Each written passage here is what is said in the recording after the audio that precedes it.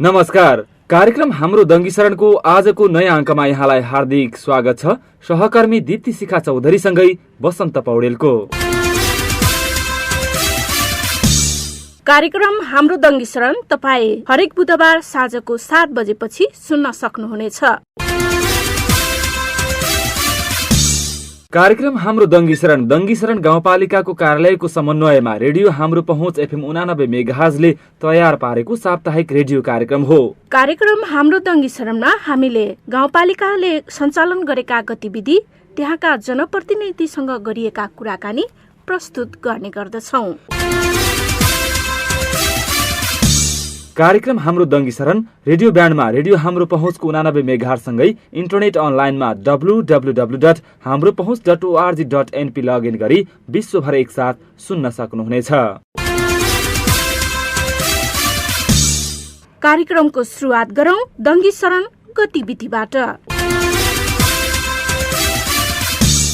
दङ्गी शरण गाउँपालिकाले विपन्न समुदायका 255 घरधुरीलाई जस्तापाता वितरण गरेको छ। वर्षौंदेखि खरले छाएका घरमा बस्दै आएका ती घरधुरीहरूलाई यस आर्थिक वर्षमा जस्तापाता वितरण गरिएको हो। वर्षौं आगलागी हुने समस्याबाट मुक्ति दिलाउनका लागि जस्तापाता वितरण गरिएको पालिकाका अध्यक्ष भागीराम चौधरीले जानकारी दिनुभयो। गाउँपालिकामा यस वर्ष 255 जनालाई जस्तापाता वितरण गर्ने लक्ष्य लिएको थियो भने 209 घर परिवारलाई 50,000 का दरले प्रति परिवार रकम उपलब्ध गराउने तयारी भइरहेको अध्यक्ष चौधरीले जानकारी दिनुभयो। एकल अपाङ्गता दलितलाई प्राथमिकतामा राख्दै जस्तापाता वितरण गरिएको हो। संघीय सरकारको सहयोगमा स्थानीय पालिका सरकारले खरका छाना हटाएर जस्तापाताले घर छाउने कार्यक्रम ल्याएको हो। विशेष गरी विकट ओडाका रूपमा लिइँदै आएको दङ्गी शरण गाउँपालिकाको ओडा नम्बर 1 र 2 का विपन्न नागरिकलाई मध्यनजर गर्दै जस्तापाता वितरण गरिएको हो। ओडा अध्यक्षहरूका अनुसार ओडा नम्बर 1 मा 66 जना, ओडा नम्बर 2 मा 80 जना, 3 नम्बरमा 14 जना, ओडा नम्बर 4 मा 28 जना, ओडा नम्बर 5 मा 21 जना, ओडा नम्बर 6 मा 32 जना र ओडा नम्बर 7 मा 14 जनालाई वितरण गरिएको हो। आगलागी र अन्य विपदका घटना बढ्न थालेपछि फुसको छानो हटाउने अभियान अन्तर्गत संघीय सरकारको सहयोगमा स्थानीय सरकारले खरको छाना हटाई ओडा कार्यालय मार्फत घर परिवार छनौट गरी जस्तापाता वितरण गर्ने योजना अघि सारेको हो। जस्तापाता वितरणले आगलागी, पानी चुहिने जस्ता समस्याबाट छुटकारा पाइएको भन्दै विपन्न घर परिवारका नागरिक खुसी भएका छन्। दङ्गी शरण गाउँपालिका ओडा नम्बर 7 ले महिलाहरूका लागि कटाई सिलाइ तालिम सञ्चालन गरेको छ। महिलाहरूलाई लक्षित गरेर ओडाले सिप सिकाइ सम्बन्धी कार्यक्रम अन्तर्गत कटाई सिलाइ तालिम सञ्चालन गरेको हो। महिलाहरूको माग बमोजिम ओडाले कटाई सिलाइ तालिमको आयोजना गरेको ओडा अध्यक्ष वीरबहादुर ओलीले बताउनुभयो। महिलाहरू अझै पनि अरूको भरमा बाँच्नुपर्ने स्थिति भएकाले आफ्नो सहज तरिकाको जीवनयापन गर्न सजिलो होस् भन्नका निमित्त महिला लक्षित कार्यक्रम अन्तर्गत कटाई सिलाइ तालिम सञ्चालन गरिएको हो। तालिमपछि यसलाई कार्यान्वयनमा ल्याउनुपर्छ, ओडा अध्यक्ष ओलीले भन्नुभयो। ओडाले आयोजना गरेको 2.5 महिने कटाई सिलाइ तालिमको प्रशिक्षकमा प्रेम कुमारी चौधरी रहनु भएको छ। तालिममा 24 जना महिलाहरूको सहभागिता रहेको छ। कार्यक्रम हाम्रो दङ्गी शरणमा साता गतिविधि बाँकी नै छ। अब कुराकानीको पालो। दङ्गी शरण गाउँपालिका ओडा नम्बर 2 मा के कस्ता योजनाहरू सम्पन्न भए, आगामी योजनाहरू के छन्, समग्र विकास निर्माणका कार्यमा ओडा नम्बर 2 ले कसरी काम गरिरहेको छ लगायतका सन्दर्भमा दङ्गी शरण गाउँपालिका ओडा नम्बर 2 का ओडा अध्यक्ष तुलसीराम देवकोटासँग सहकर्मी दीप्ति शिखा चौधरीले कुराकानी गर्नु भएको छ। सर्वप्रथम यहाँलाई हार्दिक स्वागत छ।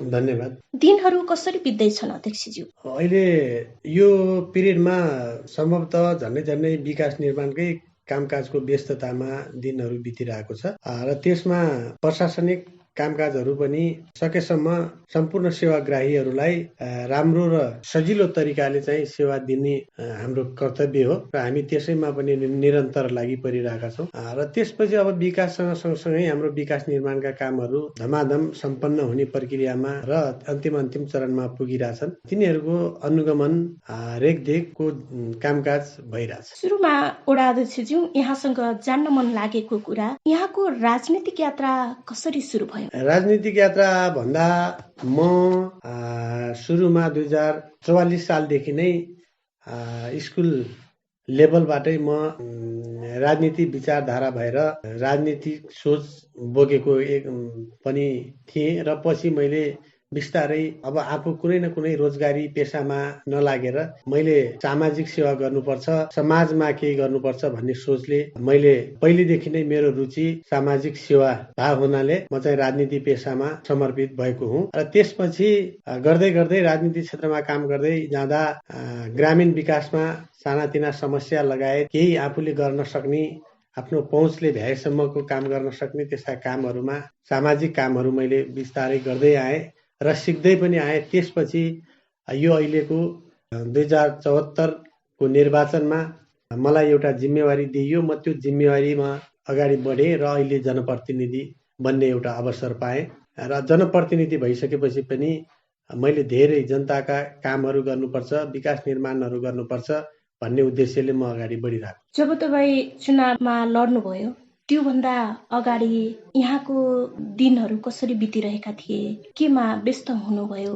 कसरी यहाँ कुन पेसामा आबद्ध हुनुहुन्थ्यो? चुनाव लड्नुभन्दा पहिला म सम्भवतः म यो सामाजिक क्षेत्रमै काम गरेँ। म राजनीतिक एउटा पेसा अँगालेर र भोलिका दिनमा मैले चाहिँ राजनीति गर्नुपर्छ, यो ठाउँको विकास गर्नुपर्छ, यहाँका जनताहरूलाई सेवा सुविधा दिनुपर्छ भन्ने उद्देश्य मेरो आत्ममा नै त्यो उद्देश्य चाहिँ थियो। त्यही पनि त्यस पश्चात म अन्य समयमा अरू टाइममा मैले आफ्नो खेतीपाती वास्तवमा किसानै भएर र एउटा सानो व्यापार व्यवसाय गरेर मैले दिन गुजारिरहेकै थिएँ त्यति बेला। जस्तो हिजो कृषि पेसा गरिरहँदा एउटा व्यावसायिक रूपमा व्यवसायी भएर काम गरिरहँदा र पछिल्लो समय जनप्रतिनिधि भएर काम गर्दाको त्यस्तो फरक के पाउनुभयो आफूमा? त्यसमा फरक चाहिँ एउटा के हो भने आफूमा फरक त के हो भने आफूले एउटा कृषि व्यवसाय गर्दै गर्दा खेतीपातीहरू गर्ने र व्यापार व्यवसाय गर्दै गर्दा एकदमै घरायसी आफ्नो घरको लागि व्यस्त भएरै काम गरियो। अनि व्यस्तता मान्छे आफू आफैमा व्यस्त भयो भने केही न केही सफलता मिल्छ भन्ने उद्देश्यले म एउटा सानो भए पनि कृषि खेती गरेर व्यवसाय गरेर त्यति बेला मैले आफ्नो जीवन निर्वाह गरिरहेकै थिएँ। त्यसपछि अहिले जनप्रतिनिधि भइसकेपछि अब हामीलाई नेपाल सरकारले एउटा जिम्मेवारी दिएको छ र त्यसमा हामीले सम्पूर्ण आफूले गर्न सक्ने आफ्नो काम कर्तव्यभित्र रहेका सम्पूर्ण जिम्मेवारी पुरा गर्नुपर्छ र त्यो समुदायका, त्यो क्षेत्रका, त्यो बस्तीका जनताहरूको निम्ति केही न केही गर्नुपर्छ र भोलिका दिनमा त्यसको नतिजा एकदमै राम्रो हुनुपर्छ भन्ने उद्देश्यका साथ म अगाडि बढिरहेको छु। साँच्चीकै तपाईँले अहिले भने अनुसार घोषणा पत्र अनुरूप आफूले काम गरे जस्तो लाग्छ? मैले त्यति बेला निर्वाचनको समयमा जनताको माझमा गएर गर्नुपर्ने कुराकानी मैले त्यति बेला आफ्नो घोषणा पत्रमा उल्लेख गरिएका बुँदाहरूमा सबैभन्दा उद्देश्य त्यहाँको विकास सँगसँगै शिक्षा, स्वास्थ्य र विशेष गरी खानेपानी र सडक एकदमै दुईवटा मेरो त्यति बेलाको एजेन्डा थियो र मैले अहिले दङ्गी शरण 2 मा एउटा वृहत खानेपानी निर्माण हुँदैछ। झन्डै यही आर्थिक वर्षमा सम्पन्न हुन लागेको छ र त्यहाँका बाटाहरू कालोपत्रे हुनुपर्छ। हामी चाहिँ धेरै सडक यातायातबाट पछाडि परेका छौँ भन्ने उद्देश्यका साथ मैले त्यति बेलाको आफ्नो घोषणा पत्र तयार पारेको थिएँ र त्यही अनुरूप अहिले हाम्रो बङ्गलापुर बुर्केसाल सडक पनि अब कालोपत्रेको चरणमा पुगेको छ। दमार गाउँ गोल्टाकुरी सडक पनि कालोपत्रेको चरणमा निरन्तर अब काम भइरहेको छ। मैले चाहिँ जनताको माझमा गएर आफूले प्रतिबद्धता जनाएका, आफूले गर्नुपर्ने काम अब झन्डै यो 1 वर्षभित्रमा सबै काम पूरा गर्ने मेरो उद्देश्य छ र लक्ष्य पनि छ। वडा नम्बर 2 दङ्गीशरण गाउँपालिकाको एउटा विकट क्षेत्रको रूपमा पनि लिइन्छ। साँच्चीकै भन्दा त्यहाँको नागरिकहरूलाई खानेपानी, बाटो, शिक्षा र स्वास्थ्यमा खासै पहुँच नपुगेको पनि देखिन्छ। एउटा चुरे पर्वतको फेदमा भएको वडा अहिले कतिको विकासमा फड्को मारे जस्तो लाग्छ तपाईलाई चाहिँ? त्यो एकदमै हो। त्यो जस्तै हाम्रो दङ्गीशरण, समग्र दङ्गीशरण मध्येमा वडा नम्बर 2 सँगसँगै 1 पनि त्यही हामीसँगै जोडिएको छ। वडा नम्बर 2 एकदमै पिछडिएको वडा हो, जो कि जङ्गलको मानव हाम्रो चुरे पहाडको फेदीमा त्यो वडा छ र त्यसमा योभन्दा पहिला जस्तै विकास निर्माणका कामहरू भए तर ती विकासले हाम्रो हामी र त्यहाँका जनताहरूको पहुँचसम्म पुग्न नसकेका कारण अहिले हामीहरू त्यो सबै वडावासीहरूलाई विकासको सिलसिलामा सम्पन्न हुनुपर्छ र सबै चिजको पहुँच पुग्नुपर्छ वडा नम्बर 2 मा भन्ने उद्देश्यले हामीले त्यहाँका स्वास्थ्यको निम्ति त्यहाँका ज्येष्ठ नागरिक लगायत गर्भवती महिलाहरू सुत्केरी महिलाहरूलाई एकदमै सहज र सजिलो होस् भन्ने उद्देश्यले एम्बुलेन्स सञ्चालन गरेको छ। दङ्गीशरण गाउँपालिकाले हामीले गुल्टाकुरी स्वास्थ्य चौकी मार्फत अहिले हामी सानो बिरामी पर्दा पनि हामी टाढा खोज्नु पर्दैन, एम्बुलेन्स खोज्नु पर्दैन। हामी एकदमै चाँडोभन्दा चाँडो हामी स्वास्थ्यको निम्ति हामीले जहाँ उपचार गराउनुपर्छ त्यो ठाउँमा पुग्नको निम्ति हामीहरूले एकदमै अहिले सजिलो भएको छ। र त्यो सँगसँगै शिक्षा पनि वडा नम्बर 2 मा मावि मधुपुर र प्राविक वाघारी 2वटा विद्यालयहरू छन्। ती विद्यालयहरूमा अहिलेको स्थितिमा यो शिक्षाको निम्ति एकदमै जबसम्म शिक्षा हुँदैन तबसम्म हामी भोलि हाम्रो देश परिवर्तन हुँदैन भन्ने छ। त्यसको निम्ति शिक्षामा हामीहरूले प्रत्येक वर्ष लगानी गरेका छौँ ताकि त्यो विद्यालयहरूमा कुनै पनि कुराको कमी नभएर त्यहाँका विद्यार्थीहरूलाई पठन पाठनको निम्ति र गुणस्तरीय शिक्षाको निम्ति राम्रो होस् भनेर शिक्षामा त्यस्तै लगानी भएको छ। र त्यसपछि रह्यो कुरा पूर्वाधार विकासको निम्ति हामीहरूले दङ्गीशरण गाउँपालिका वडा नम्बर 2 को हरेक क्षेत्रमा जस्तै मेन सबैभन्दा एउटा बहुवर्षीय कार्यक्रमसँग सँगसँगै जोडिएका 2वटा सडकका काम छन्। ती सडकका कामहरू झन्डै यो वर्ष अब सुरुवात भएको छ। अब केही वर्षमा सम्पन्न हुन्छ र त्यहाँ बर्सातको समयमा एकदमै हामीहरूलाई आवत जावत गर्नुपर्ने त्यहाँ खोलाहरू छन्। ती खोलाहरूमा पनि पुल निर्माणको निम्ति हामीहरूले धेरै पहल गरेर हामी सम्भवतः टेन्डर प्रक्रियाबाट ती खोलाहरूमा पुल निर्माण हुने सम्भावना एकदमै हामीमा छ र एउटा कलन खोला भन्ने खोलामा चाहिँ पुलको टेन्डर प्रक्रिया पनि भइसकेको छ। र त्यसकारण अब चाहिँ सानातिना विकास कृषि र ग्रामीण सडकहरू पनि सबै त्यहाँका वडावासीहरूले सेवा पाउनको निम्ति सबै ठाउँमा त्यसको पहुँच पुगेको छ। र अब केही कामहरू गर्न बाँकी छन्। ती कामहरू पनि जस्तै हामीहरू जनप्रतिनिधि भइसके पश्चात अबको 1 वर्षको कार्यकालमा सम्भवतः सबै काम पुरा हुनेछन् भन्ने मलाई आशा लागेको छ। वडा अध्यक्षज्यू, केही समय अगाडि जाँदा त्यो वडामा खानेपानीको समस्या एकदमै देखिएको थियो। हामीले शिक्षाका कुरा गर्यौं, स्वास्थ्यका कुरा गर्यौं, बाटाघाटाका कुरा गर्यौं। अब साँच्चीकै नागरिकहरूको स्वस्थ जीवनशैलीका लागि त्यहाँका नागरिकले कहिलेसम्म स्वच्छ पानी खान पाउने? त्यो एउटा हाम्रो वडामा 2वटा खानेपानी योजनाहरू सञ्चालन हुँदैछन्। त्यसमा एउटा कौवाघारी खानेपानी उपभोक्ता समिति भनेर अब त्यसको झन्डै तपाईँको 50% काम सम्पन्न भइसकेको छ। र त्यसमा अब यो अबको आर्थिक वर्ष यो असारसम्ममा झन्डै 300 घर परिवारले चाहिँ स्वस्थ पिउने पानी चाहिँ पिउने जो वातावरण भएको छ त्यो असारसम्ममा लगभग झन्डै तपाईँको 200 घर परिवारले चाहिँ पिउन सक्नुहुन्छ। र त्यसपछि अर्को एउटा सरोडाँडा खानेपानी उपभोक्ता समिति दङ्गीशरण 2 जो निर्माणाधीनमा छ त्यसको प्रक्रिया तपाईँको झन्डै 40% पुरा भइसकेको छ। अब त्यसमा पनि झन्डै 200-300 परिवार जति घरधुरी जतिले चाहिँ यो वर्ष नै खानेपानी पिउन सक्ने वातावरण हुन्छ। र केही लगभग तपाईँको 200-300 जति घर परिवारहरूको अबको आर्थिक वर्षभित्रमा सबैले त्यो स्वच्छ पिउने पानी पिउन सक्नुहुन्छ भन्ने चाहिँ मलाई लागेको छ। र त्यो हुन पनि हुने नै छ। त्यो यहाँले धेरै कुरा गर्नुभयो, विकास निर्माणका कुरा धेरै भयो। अब वडामै केन्द्रित छौँ हामी। एउटा वडा अध्यक्षको हैसियतले वडा नम्बर 2 का नागरिकहरू कृषिमै आत्मनिर्भर छन् र त्यहाँका कृषकहरूलाई चाहिँ कस्तो खाले कार्यक्रमहरू सञ्चालन भइरहेका छन् या हुने तर्खरमा छन्? अब किसानको सम्भवतः हाम्रो वडा नम्बर 2 मात्रै नभएर समग्र दङ्गीशरणवासीहरू प्राय जसो कृषिमा नै निर्भर हुनुहुन्छ। त्यसमा सँगसँगै हाम्रो वडा नम्बर 2 का किसानहरू एकदमै उहाँहरूलाई कृषि व्यवसाय गर्नुको निम्ति खेतीपाती गर्नुको निम्ति के आवश्यक छ र कहाँ कसरी त्यसको समाधान गर्न सकिन्छ भन्ने उद्देश्यले हामीहरूले त्यहाँ एउटा एकदमै जङ्गल नजिक भएको हुनाले बाख्रा पालक कृषकहरू धेरै मात्रामा त्यहाँ हुनुहुन्छ र उहाँहरूको निम्ति उन्नत जातका बाख्राहरू र उन्नत जातका बोकाहरू ल्याएर हामीहरूले त्यहाँ वितरण गरेका थियौँ। र त्यसले गर्दा ती उन्नत जातका बोकाहरूबाट निस्केका पाठाहरू एकदमै उहाँहरूलाई भोलिका दिनमा एउटा आफैमा आत्मनिर्भर भएर काम गर्न सक्ने, केही पैसा कमाउन सक्ने ती पाठाहरू वितरण बिक्री गर्न सक्यो भने उहाँहरूको चाहिँ जीवन स्तरमाथि उठ्न सक्छ भन्ने उद्देश्यले ती बोकाहरू हामीहरूले त्यहाँ वितरण गरेका थियौँ।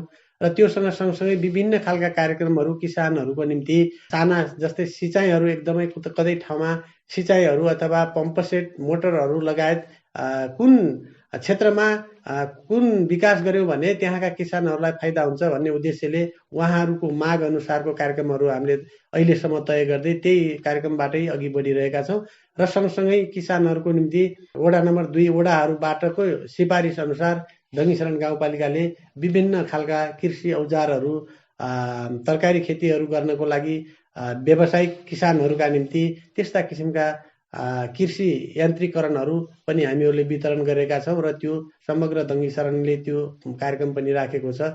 यसको निम्ति म दङ्गीशरण गाउँपालिकालाई धेरै धेरै धन्यवाद दिन चाहन्छु। वडा अध्यक्षज्यू, अब प्रशासनिक कार्यतिर जाउँ। वडाले प्रशासनिक कामहरू गरिराखेको छ, नागरिकलाई सेवा पनि दिइराखेको छ। यसै विषयमा समयमै सेवा पाएनौँ भन्ने त्यस्तो गुनासो सुन्नु परेको छ या प्रशासनिक सुधार प्रयासलाई यहाँले कसरी निहाल्नु भएको छ? प्रशासनिक सुधार चाहिँ मलाई लाग्छ हामी जनप्रतिनिधिहरू निर्वाचित भएर नआउँदासम्म त्यति बेला एउटा वडा सचिवकै मात्रै जिम्मेवारी थियो र वडा सचिव एक्लैले उहाँले त्यहाँका आम नागरिकहरूलाई सेवा सुविधा दिन नसक्ने अवस्था थियो। अहिले हामी निर्वाचित भएर आइसकेपछि जनप्रतिनिधिहरूको पनि सहयोगमा यो कार्यक्रमहरू भएको छ। प्रत्यक्ष त्यहाँका आम नागरिकहरूले सेवा पाउनु भएको छ। सबै सेवाग्राहीहरूले समयमा आफ्नो काम सम्पन्न गर्न पाउनु भएको छ र त्यसमा हामीहरू जनप्रतिनिधिहरू यदि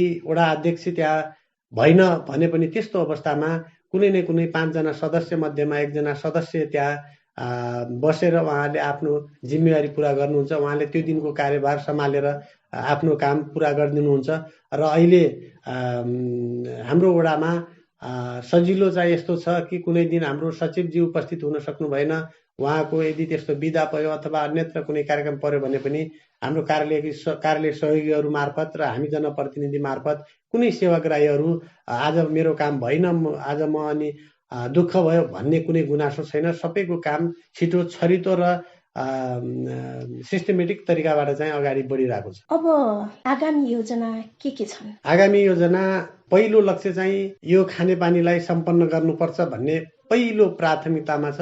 त्यो समग्र हाम्रो वडाको विकास निर्माणको निम्ति पहिलो नम्बरकै एजेन्डा नै त्यही हुनेछ र खानेपानी सम्पन्न गरिसक्नुपर्छ भन्ने हाम्रो एजेन्डा छ। र त्यसपछि जुन निर्माणाधीन प्रक्रियामा छन्, जुन सुरुवातमा छन् ती बाटाहरू चाहिँ हामीहरूले अब फाइनल गर्नुपर्छ, कम्प्लिट गर्नुपर्छ भन्ने त्यो दोस्रो छ।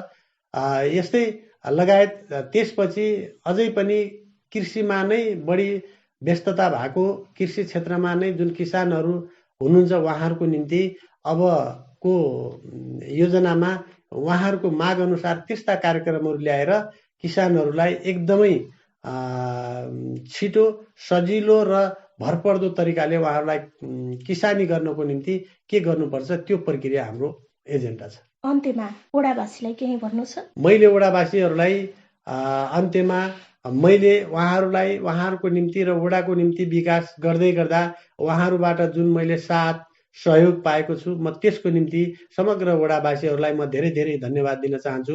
आगामी दिनहरूमा पनि उहाँको साथ र सहयोग हुनेछ भन्ने मेरो अपेक्षा छ र वडावासी र हामी जनप्रतिनिधिहरू को एकदमै हातेमालोमा हामीहरूले विकास निर्माणलाई अगाडि बढाउन सक्छौँ। त्यसको निम्ति मलाई जुन साथ दिनुभएको छ त्यसको जुन साथ र सहयोग छ त्यसको निम्ति म समग्र वडावासीहरूलाई धेरै धेरै धन्यवाद दिन चाहन्छु। समय र विचारका लागि यहाँलाई धेरै धेरै धन्यवाद छ। धन्यवाद। उहाँ हुनुहुन्थ्यो दङ्गीशरण गाउँपालिका वडा नम्बर 2 का वडा अध्यक्ष तुलसीराम देवकोटा। समग्र वडाको विकास, आगामी योजना लगायतका सन्दर्भमा सहकर्मी दीप्ति सिका चौधरीसँग कुराकानी गर्नुहुँदै अब बाँकी खबर प्रसङ्ग। दङ्गीशरण गाउँपालिका वडा नम्बर 3 मा डेलुवा बुनाई तालिम सञ्चालनमा रहेको छ। थारू परम्परागत हस्तकला डेलुवा बुनाई तालिममा थारू महिलाहरूको सहभागिता रहेको छ। नेपाल हस्तकला महासंघ काठमाडौँको प्रायोजक तथा दाङ हस्तकला संघको आयोजनामा भएको 1 महिने तालिममा 10 जना थारू महिलाहरूले सहभागिता जनाएका छन्। तालिमको प्रशिक्षकमा मीना देवी थारू रहनु भएको छ। दाङ हस्तकला संघले थारू लोक संस्कृतिको पहिचान जोगाउनका लागि हस्तकला निर्मित तालिम सञ्चालन गर्दै आएको छ। थारूहरू प्रयोगमा ल्याउने कच्चा पदार्थको सदुपयोग पनि हुने र थारू परम्परागत वस्तुहरू पनि निर्माण हुने भएकाले दाङ हस्तकला संघ थारू लोक परम्परागत हस्तकला निर्माणमा केन्द्रित भएको संघका अध्यक्ष अशोक थारूले बताउनु भएको छ। र नमुना युवा संसद दङ्गीशरण गाउँपालिकाको गाउँसभा दङ्गीशरण गाउँपालिकामा सम्पन्न भएको छ। तेस्रो दिन नमुना युवा गाउँसभामा नमुना युवा गाउँसभाका अध्यक्ष अंकित आचार्यद्वारा युवाको नीति तथा कार्यक्रम 2078-79 र उपाध्यक्ष बिन्दु आचार्यद्वारा पेश भएको राजस्व तथा बजेट वक्तव्य 2078-79 बहुमतले पारित भएको छ। नीति तथा कार्यक्रममा युवा लक्षित कार्यक्रमलाई जोड दिइने उल्लेख छ। यस्तै बजेट वक्तव्यमा युवाहरूको रोजगारीलाई प्राथमिकतामा राख्दै बजेट विनियोजन गरिएको गाउँसभाका उपाध्यक्ष बिन्दु पोखरेलले जानकारी दिनुभयो। स्थानीय तहलाई पारदर्शी तरिकाबाट काम गर्नुपर्छ भन्ने सन्देशका लागि युवा संसदले विगत 3 वर्षदेखि नै नमुना युवा गाउँसभा कार्यक्रम सञ्चालन गर्दै आएको छ। 3 दिनसम्म जारी भएको कार्यक्रममा पहिलो दिन जिल्ला युवा समिति दाङका अध्यक्ष सुरेश कुमार रावतले युवा जीवन र मार्गदर्शन, लोकतान्त्रिक संस्कृति र संस्थागत विकासका बारेमा प्रशिक्षण दिनुभएको थियो। यस्तै गाउँपालिकाका प्रेस संयोजक दीप्तिशिखा चौधरीले सूचनाको हक र सही सूचना सम्प्रेषणका विषयमा प्रशिक्षण दिनुभएको थियो। यस्तै कार्यक्रमको दोस्रो दिन शिक्षा शाखा प्रमुख विनोद अधिकारीले सैद्धान्तिक शिक्षा भन्दा पनि व्यावहारिक शिक्षा, अहिलेको आवश्यकता, बस्ती स्तरदेखि हुने योजना निर्माण प्रक्रियामा युवाको भूमिका विषयक प्रशिक्षण दिनुभएको हो। कार्यक्रममा प्रमुख प्रशासक अधिकृत चन्द्रकान्त पौडेलले गाउँसभामा पालन गर्नुपर्ने नियमहरूका विषयमा प्रशिक्षण दिनुभएको थियो भने योजना शाखा प्रमुख लेखनाथ आचार्यले स्थानीय तहमा योजना निर्माणका चरणहरू, विकास योजना सम्पन्नमा युवाको भूमिका विषयक प्रशिक्षण दिनुभएको हो। समापन कार्यक्रमका अवसरमा प्रमुख अतिथि प्रदेशसभा सदस्य माननीय धमकली चौधरीले नमुना युवा संसदको अभ्यास कार्यक्रमले हामीलाई पनि झकझक्याएको बताउनुभयो। जनताको नेता भइसकेपछि कसरी प्रस्तुत हुनुपर्छ भन्ने कुरालाई प्रस्ट्याएको बताउनुभयो। यस्तै गाउँपालिकाका अध्यक्ष भागीराम चौधरीले भोलिको नेता युवा भएकै कारण गाउँपालिकाले युवा संसद अभ्यास कार्यक्रम सञ्चालन गरेको बताउनुभयो। यसले सिकाइ सहजीकरणमा ठूलो भूमिका निर्वाह गरेको छ, चौधरीले भन्नुभयो। शिक्षा, युवा तथा खेलकुद शाखाको आयोजना एवं जिल्ला युवा समिति दाङ र गाउँपालिका स्तरीय युवा सञ्जालको समन्वयमा कार्यक्रम भएको हो। समृद्ध नेपाल निर्माणका लागि स्वास्थ्य, कर्मठ र उद्यमी युवा भन्ने मूल नाराका साथ नमुना युवा संसद स्थापना र अभ्यास कार्यक्रम अन्तर्गत नमुना युवा गाउँसभा कार्यक्रमको सहजीकरण नमुना युवा गाउँपालिका स्तरीय युवा सञ्जालका अध्यक्ष चक्र मिलन विश्वकर्माले गर्नुभएको थियो। यसैबीच नमुना युवा गाउँसभाबाट दङ्गीशरण गाउँपालिका स्तरीय 11 सदस्य हुने गरी चक्र मिलन विश्वकर्माको अध्यक्षतामा गाउँपालिका स्तरीय युवा सञ्जाल गठन गरेको छ, जसको उपाध्यक्षमा बिन्दु योगी, सचिव अंकित आचार्य, सहसचिव शङ्कर चौधरी, कोषाध्यक्ष हस्तबहादुर ओली रहनु भएको छ। यस्तै सदस्यहरूमा मीना भण्डारी, आरती चौधरी, अनन्त किरण शर्मा, कोमल ओली, पीमा डाँगी, कुलराज ओली लगायतका रहनु भएको छ। हवस् त, यिनै साता गतिविधि र कुराकानी सँगसँगै आजको कार्यक्रम हाम्रो दङ्गीशरणको समय सकिनै लागेको छ। आगामी साता कार्यक्रम हाम्रो दङ्गीशरणमा साता गतिविधि र अन्य यस्तै विकास निर्माणका प्रयासहरू थालिएका वडाका गतिविधिहरू लगायतका कुराकानी सहित कार्यक्रम हाम्रो दङ्गीशरण लिएर आउने नै छौं। यतिन्जेलसम्म सुनेर साथ दिनुभएकोमा तपाईलाई धेरै धेरै धन्यवाद। आगामी साता विशेष कुराकानी सँगसँगै साता गतिविधि लिएर आउने नै छौं। तबसम्मका लागि म दीप्तिशिखा चौधरी अनि म बसन्त पौडेल बिदा चाहन्छौं। नमस्कार।